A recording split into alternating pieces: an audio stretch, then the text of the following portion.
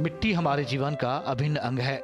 यह हमें आवश्यक पोषक तत्व प्रदान करती है जो खाद्य पदार्थों के विकास के आधार हैं। मिट्टी के मानक और गुणवत्ता को स्वस्थ बनाए रखना हर किसी की जिम्मेदारी है। इसलिए लोगों में मिट्टी के महत्व और साथ ही सतत प्रबंधन को लेकर जागरूकता पैदा करने के लिए हर साल 5 दिसंबर को विश्व मृदा दिवस मनाया जाता है। विश्व मृदा दिवस की शुरुआत 2014 में हुई थी। इससे पहले इस दिवस को मनाने की मांग 2002 में उठी थी।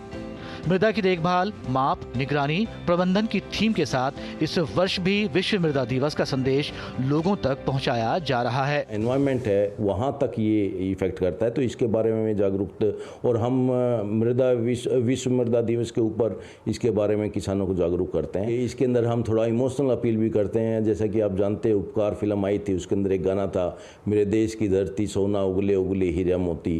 तो कहने का मतलब यदि ज़मीन स्वस्थ है तो सोना और मोती और ये सारा उसी का पार्ट है, क्योंकि स्वास्थ्य सबसे बड़ी चीज़ है।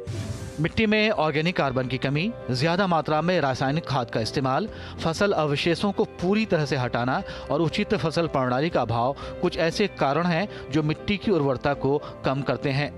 मिट्टी की उर्वरता को बनाए रखने के लिए केंद्र सरकार कई योजनाएं चला रही हैं, जिसमें 2015 में शुरू की गई मृदा स्वास्थ्य कार्ड योजना, पीएम परिणाम योजना खास हैं।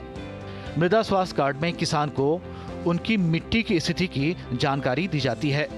इस कार्ड के जरिए किसान अपनी जमीन में पोषक तत्वों की कमी को जान पाते हैं ताकि इसे पूरा करके वो अपनी उपज बढ़ा सकें।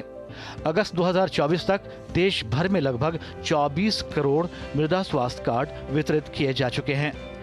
केंद्र सरकार सल्फर कोटेड और नीम कोटेड यूरिया के इस्तेमाल पर भी जोर दे रही है। नीम कोटेड यूरिया में नीम के तेल का लेप होता है जो पौधों को कीटों से बचाता है। नीम कोटेड यूरिया से यूरिया की लागत कम होती है और किसानों की आय बढ़ती है।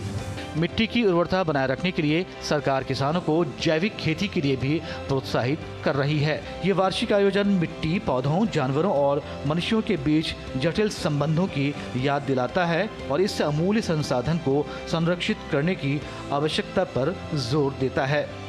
शमीम अख्तर की रिपोर्ट, डीडी न्यूज़।